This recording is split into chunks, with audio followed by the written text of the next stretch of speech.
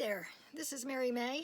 I am going to be working with you on our Homebound project, and I live in Tuckahoe, New Jersey, so I'm not very far from you.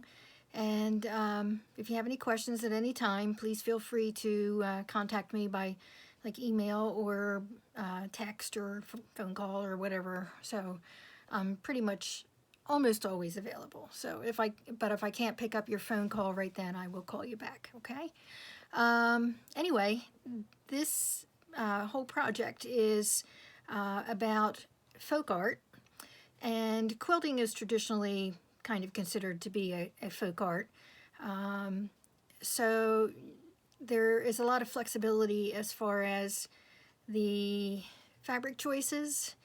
It's basically you use your own box of crayons kind of thing to color in the pieces however you want.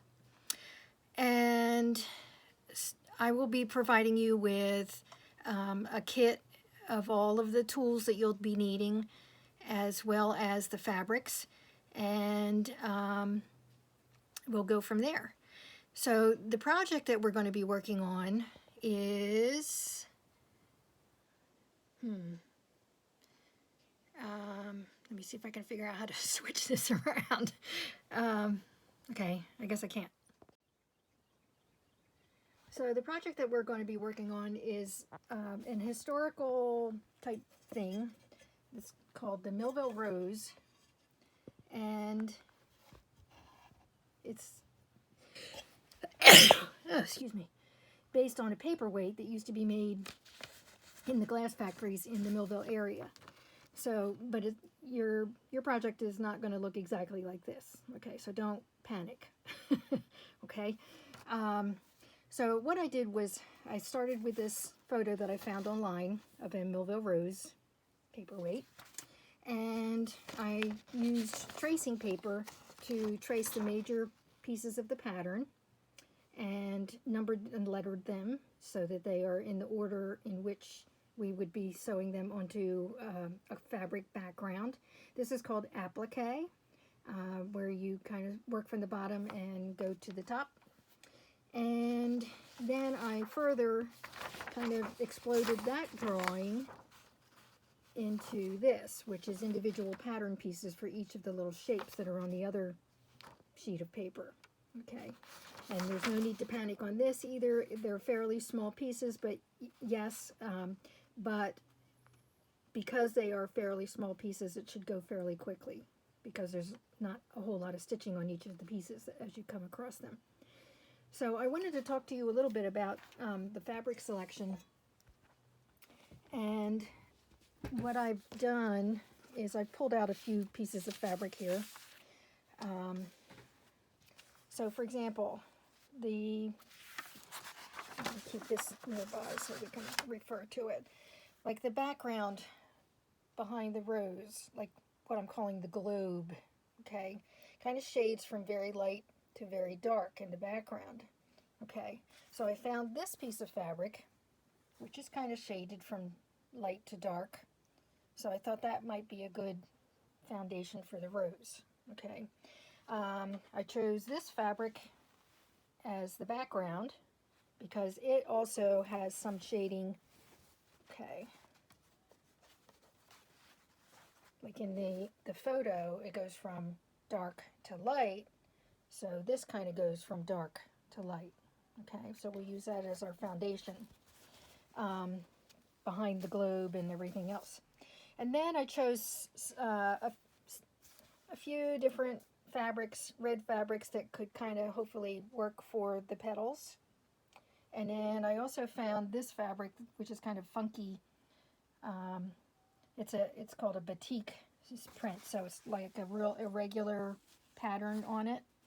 And what I've done is the exploded drawing that I just showed you, this one, I have also copied onto freezer paper, okay, which is a traditional way of transferring a pattern very easily. Freezer paper basically has a shiny side and a dull side. And if you take, temporarily peel this off. Okay, so you can write on the dull side. The shiny side is the side that will stick to your fabric if you use an iron and just press it for a few seconds. Okay, and you can reuse these shapes several times before they lose their stickiness.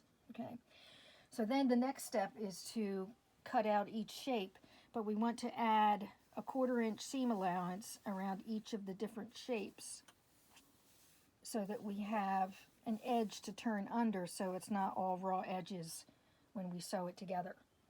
So that's pretty much the real basic beginning parts of this. And I will be bringing a bunch of fabric with me to share with you, so you don't have to worry about finding any of that. But if you happen to have fabric that you want to use, that's absolutely fine. And we'll just go from there. So I'm looking forward to meeting you, and I'll see you soon. Okay, so next we're going to take our shapes that we've cut out of freezer paper, and we're going to fuse them onto the fabrics that we're going to use. So all it is freezer paper has a shiny side and it has a dull side. And the dull side is the side that you want to trace your designs onto, and then the shiny side is the side that will iron onto your background. Okay, so I'm going to place this here on the fabric, but I also want to make sure that I have at least a 1/4 inch all the way around each of the shapes, and that's why they're kind of floating around here. So when they're actually cut out, they're going to look like Swiss cheese. The fabric is going to look like Swiss cheese. So that's the next step, is to determine where you're going to place your template shapes on your fabric, iron them on using freezer paper, and then we're going to cut them out. So this shot shows the shapes after they've been cut out, so you can see what it looks like. So note that there's like about a 1/4 inch around each of these shapes, and the reason for that is so that we can tuck those edges in as we sew them in place. Okay, so this is what I mean by your fabric is going to look like Swiss cheese, because it has holes all over it. Okay, now that we have some fabrics pulled out and I have all of the little freezer paper pieces cut apart, and I've already fused the freezer paper onto the leaf shapes, on the green stuff. Now I want to show you how I've chosen some of these fabrics to go in layers as we build them up from the back to the front. Okay, you might notice that the one in the very back is kind of light as far as the shading goes, and then it kind of gets a little bit darker and gets darker, you know, in the front. So, and that's kind of one of the principles of working with color too, is that you kind of figure out eventually that things that are further away tend to be lighter in color than the ones that are closest to you. So we're going to try to use that as an idea for how we layer the fabrics on here. Now, we may not use all of these, but what I'm thinking is using this one as the furthest back, this one as the second one, let's see, this one as the third layer. Okay, so see, we're getting a little darker each time we go. This one as the next layer, and the next layer, and then we need a little bling on the top, you know. So I'm thinking at this point we may not use them all, so I just wanted to show you how I selected the fabrics that I think I will use. There's always the option of tossing one out or adding another one or things like that, but I just wanted to show that to you. Okay, see ya. Okay, so now I have all my pieces cut out and arranged pretty much in order, so you can kind of see a little bit of a shading from lighter to darker.